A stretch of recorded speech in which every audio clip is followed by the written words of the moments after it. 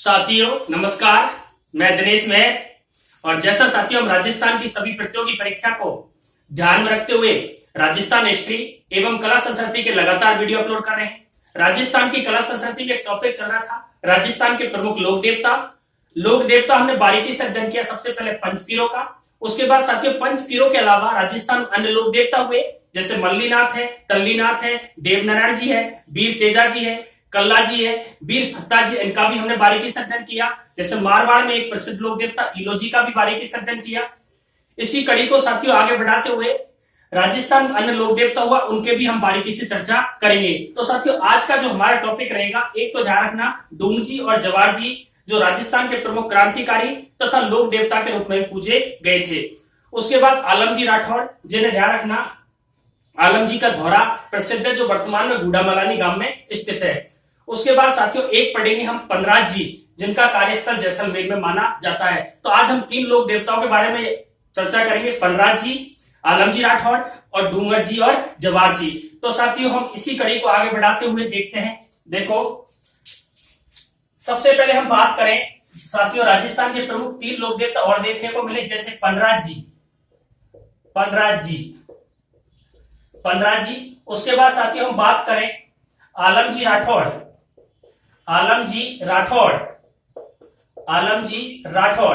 उसके बाद बात करें साथियों तो डूंगजी, जवार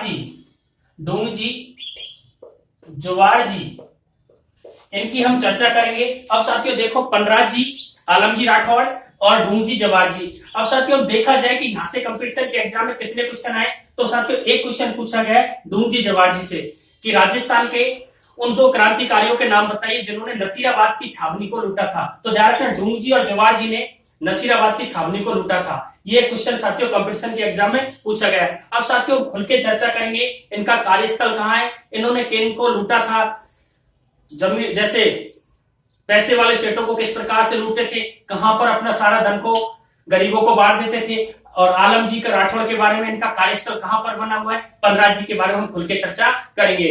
तो देखो साथियों सबसे पहले हम ये देखें कि राजस्थान के मानचित्र में ये इनका जो कार्य क्षेत्र है वो कौन से जिले में देखने को मिलता है। तो ये साथियों राजस्थान का मानचित्र है, ये राजस्थान का मानचित्र है।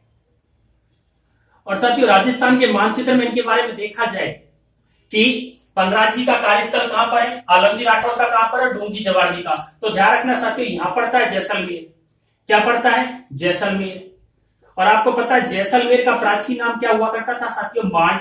क्या हुआ करता था? मांड या दुंगल। मांड या दुंगल हुआ करता था। और जैसलमेर की स्थापना राव जैसल ने की। उसके बाद आलमजी राठौड़ को देखें तो इनका कार्यस्थल बाड़मेर है। जैसलमेर से जस्ट नीचे उतरते हैं तो बाड़मेर है। और बाड़मेर का नाम क्या, वो बाड़मेर को उपनगरी क्या है, बाड़मेर का उपनाम क्या है? थार की नगरी। आपको पता है बाड़मेर में ध्यान रखना सबसे ज्यादा तेल का उत्पादन भी वर्तमान में हो रहा है, क्योंकि रिफाइनरी पंचपत्रा गांव बाड़मेर में ही लग रही है। ठीक है। अब साथियों बात करें, हमने पनराज जी की बात करी, इसका कार्यक्षेत्र जैसलमेर है, आलमजी राठौड़ का बाड़मेर है, डूंगजी जवार जी का ध्यान रखना सीकर है। क्या साथियों? सीकर। आपको याद रखना है पनराज जी का जैसलमेर, आलमजी राठौड़ बाड़मेर, डूंगजी जवार जी सीकर से। अब साथियों अपन ने अभी सिर्फ इनका वो देखा है, इनका कार्य क्षेत्र या किस डिस्ट्रिक्ट से बिलोंग करते थे। तो ध्यान रखना पनराज जी जैसलमेर से, आलमजी राठौड़ बाड़मेर से और डूंगजी जवार जी सीकर से। अब साथियों हम इनकी विस्तार रूप से चर्चा करेंगे। ध्यान रखना साथियों जैसलमेर का प्राचीन नाम भी याद रखना है, मांड और दुंगल था। अब साथियों हम आगे बढ़े तो एक की खुल के चर्चा करें। तो सबसे पहले बात करते हैं साथियों पनराज जी की। पनराज जी की। अब देखो पनराज जी एक प्रसिद्ध लोक देवता हुए जैसलमेर में, और इन्होंने आपको पता है मुस्लिमों से ब्राह्मणों की क्या बचाई थी? गाय बचाई थी कोठाड़ी गांव में। वो खुल के चर्चा करेंगे। अभी आपको इतना याद रखना है कि पनराज जी का संबंध कौन से जिले से है? जैसलमेर से। अब साथियों देखो पनराज जी के जन्म पर बात की जाए, इनका जन्म कहां पर हुआ है? जैसलमेर में। कहां पर हुआ? जैसलमेर में। और जैसलमेर के कौन से गांव में हुआ? नया गांव में। कौन से गांव में हुआ? नया गांव में। अगर आपसे पूछा जाए कि कौन सा वंश था, तो वंश ध्यान रखना साथियों कौन सा था? क्षत्रिय वंश। कौन सा वंश था? क्षत्रिय वंश। किसकी बात हो रही है? पनराज जी की। उसके बाद ध्यान रखना साथियों पनराज जी ने ध्यान रखना ब्राह्मणों की गांव की रक्षा की थी। गांव की रक्षा की थी। किससे की थी? मुस्लिम लुटेरों से, मुस्लिम लुटेरों से। अब ये क्वेश्चन बहुत अच्छा है, कौन से गांव में की थी ध्यान रखना। तो ध्यान रखना एक छोटा सा गांव है कोठाड़ी, कोठाड़ी, कोठाड़ी गांव। अब देखो उसके बाद देखो साथियों, हम देख रहे हैं पनराज जी के बारे में अध्ययन कर रहे हैं। पनराज जी का जन्म जैसलमेर के नए गांव में हुआ है। और ध्यान रखना साथियों, पनराज जी ने ब्राह्मणों की जो गाय किससे बचाई थी? मुस्लिमों से बचाई थी। उस समय साथियों जब जैसे गांव को बचा रहे थे तो पनराज जी को वीरगति प्राप्त हो जाती है। तो क्वेश्चन आता है कि जैसलमेर के एक लोक प्रसिद्ध लोक देवता हुआ पनराज जी, पनराज जी ने किन की गांव को बचाया? तो ब्राह्मणों की गांव को। किससे बचाया था? मुस्लिमों से। कौन से गांव में बचाया था? कोठाड़ी गांव में। अब ध्यान रखना साथियों, इनका जन्म पूछे तो क्षत्रिय वंश में हुआ है, अगर जन्म पूछे कहां पर हुआ तो जैसलमेर के नया गांव में हुआ है। उसके बाद साथियों इनका एक मेला लगता है, इनका एक मेला लगता है। तो ध्यान रखना इनका जो मेला लगता है वो ध्यान रखना साथियों भाद्रपद शुक्ल, भाद्रपद शुक्ल दशमी को इनका मेला लगता है। भाद्रपद शुक्ल दशमी को मेला लगता है, वर्ष में 2 बार लगता है। एक साथियों माघ शुक्ल, माघ शुक्ल, माघ शुक्ल पूर्ण माघ, सॉरी माघ शुक्ल दशमी को इनका मेला लगता है। पनराज जी का 2 बार मेला लगता है, भाद्रपद शुक्ल दशमी को और माघ शुक्ल दशमी को इनका मेला लगता है। ये साथियों बात हुई थी पनराज जी के बारे में। हमने बात 3 लोक देवताओं के बारे में चर्चा कर रहे थे, पनराज जी, आलमजी राठौड़ और ढूंगजी जोबार जी। पनराज जी के बारे में हमने बारीकी से चर्चा की थी। इनका जन्म क्षत्रिय वंश में हुआ था, जैसलमेर के नया गांव में हुआ था। उसके बाद कोठाड़ी गांव में ब्राह्मणों की गाय बचाई थी मुस्लिम लुटेरों से। और ध्यान रखना साथियों एक क्वेश्चन ये हो सकता है कि पनराज जी का जो मेला लगता है वो कौन से गांव में लगता है। तो ध्यान रखना इनका मेला अगर पूछा जाए तो पनराज सर गांव जैसलमेर में लगता है। कहां लगता है? जैसलमेर में। ये आपको साथियों याद रखना है, कहां लगता है? जैसलमेर में। तो आपको थोड़ा सा ये बिंदु याद रखना साथियों, कौन से गांव में लगता है? पनरासर गांव में लगता है। क्लियर साथियों, हमारा चर्चा का एक बिंदु था पनराज जी महाराज या पनराज जी लोक देवता, और आपको पता है इसके बारे में हमने पूरी जानकारी ले ली है। क्लियर साथियों, अब हम आगे बढ़ते हैं आलमजी राठौड़ या ढूंगजी जोबार जी पर। ठीक है साथियों, देखो इंपॉर्टेंट है साथियों ढूंगजी जोबार जी। पनराज जी आपसे पूछा जाए नहीं पूछा जाए, लेकिन ध्यान रखना ढूंगजी जोबार जी से क्वेश्चन पूछा जा सकता है। ठीक है साथियों, आगे बढ़ते हैं। तो अब हम बात करते हैं आलमजी राठौड़, आलमजी राठौड़, आलमजी राठौड़। अब साथियों देखो आलमजी राठौड़ की बात की जाए, आलमजी राठौड़ की बात की जाए तो यहां से क्वेश्चन कैसे आता है। तो ध्यान रखना एक तो आपसे क्वेश्चन ये बनेगा कि आलम जी का धौरा कहां पर है। तो आलम जी का धौरा ध्यान रखना वर्तमान में, पहले धोरीमल नाम आता था लेकिन वर्तमान में बूढ़ा मलानी में। उसके बाद ध्यान रखना आलम जी राठौड़ का मूल नाम क्या था? तो जैतमलोत राठौड़ था। आलम जी का जो धौरा है वो कौन से जिले में? बाड़मेर में। आलम जी राठौड़ की याद में मेला कब लगता है? तो भाद्रपद शुक्ल द्वितीया को उनका मेला लगता है। ये 3-4 क्वेश्चन। तो देखो साथियों आलम जी की राठौड़ की बात करें तो इनका जो मूल नाम है, इनका मूल नाम ध्यान रखना जैतमलोत, जैतमलोत राठौड़ था, जैतमलोत राठौड़ था। अगर इनका पूछा जाए कि इनका कार्य क्षेत्र कहां है, कार्य क्षेत्र पूछा जाए साथियों तो बाड़मेर है। क्या साथियों? बाड़मेर। और बाड़मेर में कौन सी नदी के किनारे है? लूनी नदी के किनारे।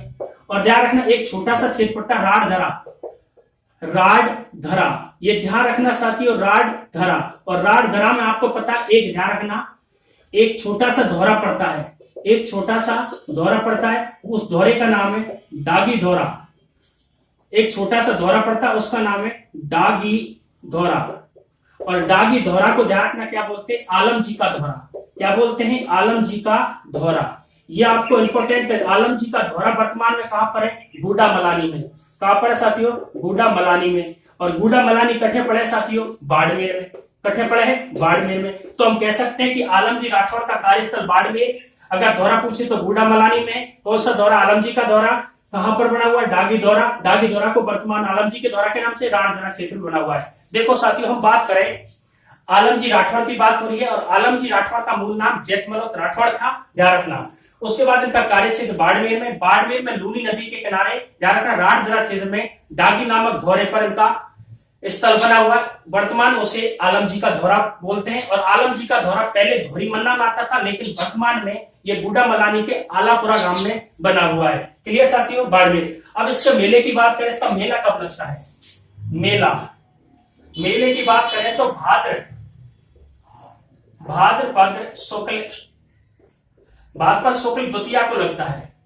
भाद्रपद शुक्ल द्वितीया को इनका क्या लगता है? मेला लगता है। और कहाँ लगता है? गुडा मलानी में। क्लियर साथियों, बात हुई थी आलमजी राठौड़, बाड़मेर जैत मल्होत्रा राठौड़, डांगी धौरा आपको याद रखना है, और आलमजी का जो धौरा है वो गुडा मलानी गांव में बना हुआ। क्लियर साथियों, आगे बढ़ते हैं हम एक अन्य लोक देवता का और अध्ययन करते हैं जिनका नाम है डूंगजी जवार जी। क्लियर साथियों, इस प्रकार से साथियों आप अध्ययन करोगे तो किसी भी प्रकार से प्रॉब्लम नहीं रहेगी, क्योंकि पूरा कंसेप्ट आपका क्या होना चाहिए साथियों? क्लियर। अब बात करते हैं अपन डूंगजी जवार जी। इंपॉर्टेंट सबसे, डूंगजी जवार जी, इसको हम जवार जी भी कह सकते हैं, जवाहर जी भी कह सकते हैं। देखो साथियों, यहां से कुछ एग्जाम में क्वेश्चन बनने के पूरे चांस रहते हैं। किस प्रकार से क्वेश्चन पूछा जाएगा? एक तो एक सीधा सा क्वेश्चन बनता है कि डूंगजी जवार जी का संबंध कहां से था? तो सीकर से था। उसके बाद एकमात्र ऐसे कौन से दो क्रांतिकारी थे जिन्होंने नसीराबाद की छावनी को लूटा? डूंगजी जवार जी ने। उसके बाद ध्यान रखना, मारवाड़ का एकमात्र ऐसा कौन सा शासक था मारवाड़ का एकमात्र ऐसा कौन सा शासक था जिन्होंने डूंगजी को शरण दी थी? तो मारवाड़ का तख्त सिंह था। बीकानेर का एकमात्र ऐसा कौन सा शासक था जिन्हें जवार जी को शरण दी थी? तो बीकानेर का रतन सिंह था। अब हम साथियों खुल के चर्चा करेंगे ये क्यों प्रसिद्ध हुए, ये सेठ साहूकारों को क्यों लूटते थे, अंग्रेजों का विरोध क्यों करते थे। तो साथियों आज का जो हमारा मेन टॉपिक था वो डूंगजी और जवार जी था। देखो, डूंगजी जवार जी की बात करें तो इनका जो कार्य क्षेत्र देखा जाए या इनका जिला कहां से थे? तो सीकर से थे। कहां से थे? सीकर से। अगर सीकर नहीं दे रखा तो शेखावाटी। क्या? शेखावाटी। अब ध्यान रखना,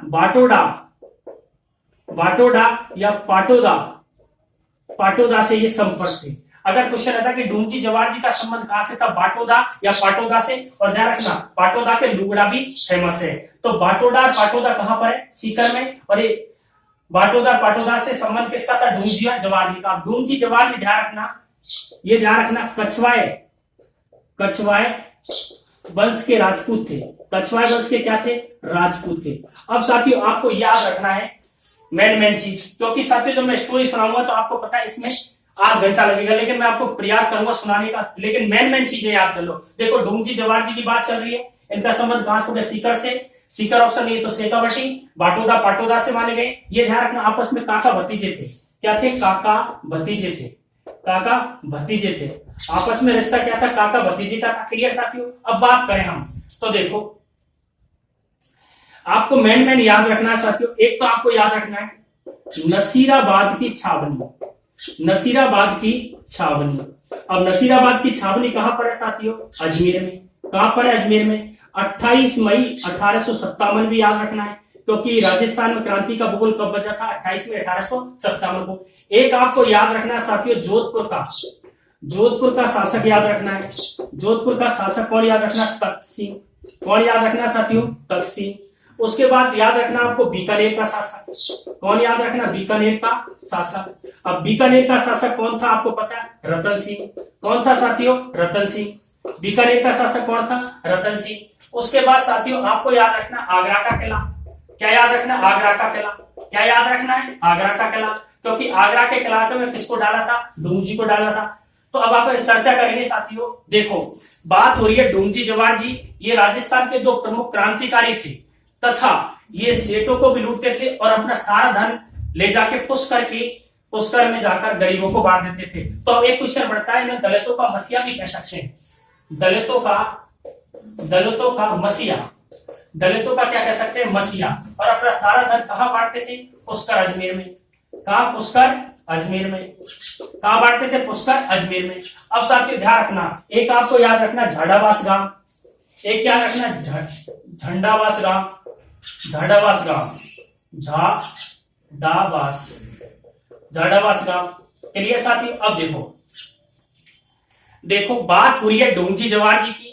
सीकर के बाटोदा पाटोदा से इनका संपर्क था। ये कछवा वंश के राजपूत थे। अब ध्यान रखना साथियों, ये अंग्रेजों का खुला विरोध करते थे। ये कहते थे कि अंग्रेज अपने हित में कार्य नहीं करते, अंग्रेज स्वार्थी और अंग्रेजों को यहां से भगाया जाए। तो हम कह सकते हैं कि 1857 की क्रांति से पहले, ध्यान रखना साथियों, 1857 की क्रांति से पहले शेखावटी क्षेत्र में स्वतंत्रता की जो भावना जगाने वाले कौन थे? ढूंढजी और जवाहर जी थे। क्लियर साथियों? ढूंढजी जवाहर जी, ध्यान रखना, बड़े बड़े धनवानों को लूटते थे और बड़े बड़े धनवानों को लूटकर, ध्यान रखना, सारा धन, ध्यान रखना, पुष्कर को ले जाते थे और पुष्कर में आपको पता है गरीबों को बांट देते थे। कौन? ढूंढजी और जवाहर जी। अब साथियों ध्यान रखना, तो आपको जैसे रामगढ़ के कुछ सेठ हुए करते थे। रामगढ़ के एक तो अनंतमल और एक भूसमल, अनंतमल और भूसमल दो सेठ हुआ करते थे। अब देखो, अनंतमल और गुरसेमल को आपको पता लूट लिया था, और ये किसे लूटा था? ढूंढजी और जवाहर जी ने, और सारा धन ढूंढजी जवाहर जी कहां ले जाते थे? पुष्कर में बांट देते थे गरीबों को। अब ध्यान रखना साथियों, ये सेठ और साहूकार थे, इन्होंने इनकी शिकायत किससे की थी? अंग्रेजों से की थी कि ये ढूंढजी और जवाहर जी हमको परेशान करते हैं, हमको लूट लेते हैं। अब अंग्रेजों के, आपको पता है अंग्रेजों के दुश्मन कौन बन गए? ढूंढजी और जवाहर जी। अब साथियों अंग्रेजों के जब दुश्मन बन गए तो ढूंढजी जवाहर जी, तो अंग्रेज इनके पीछे पड़ गए। अब साथियों अंग्रेज पीछे पड़ गए तो ध्यान रखना, ऐसा माना जाता है कि ढूंढजी को, ध्यान रखना, ढूंढजी की ससुराल झाडावास में थी, और ढूंढजी के साले ने, आपको पता है ढूंढजी का जो साला था, उन्होंने अंग्रेजों को सूचना दे दी, और ध्यान रखना ढूंढजी के साले ने इनको क्या करवा दिया? गिरफ्तार करवा दिया, और गिरफ्तार करके ढूंढजी को कहां की जेल में डाल दिया? आगरा की जेल में डाल दिया था। यह क्वेश्चन बहुत इंपॉर्टेंट है कि ढूंढजी को कौन सी जेल में डाला था? तो आगरा के जेल में इनको डाल दिया था। ध्यान रखना साथियों, क्लियर? ढूंढजी को कौन सी जेल में डाला था? आगरा की जेल में डाल दिया था। अब साथियों किसने पकड़ा? इसके साले ने ही पकड़ाया था। अब साथियों ध्यान रखना, जब ढूंढजी अरेस्ट हो जाते हैं या अंग्रेजों के द्वारा इसको गिरफ्तार कर लिया जाता है या आगरा के किले में डाल दिया जाता है, तो आपको पता है जवाहर जी टेंशन में आ जाते हैं। अब ध्यान रखना साथियों, ढूंढजी को छुड़ाने की योजना बनती है। अब ऐसा माना जाता है कि देखो, दो आपको याद और रखने साथियों, एक तो आपको याद रखना है सामंत मीणा, एक याद रखना कर्णा मीणा, और एक याद रखना साथियों लुटिया जाट। कौन याद रखना है? लुटिया जाट।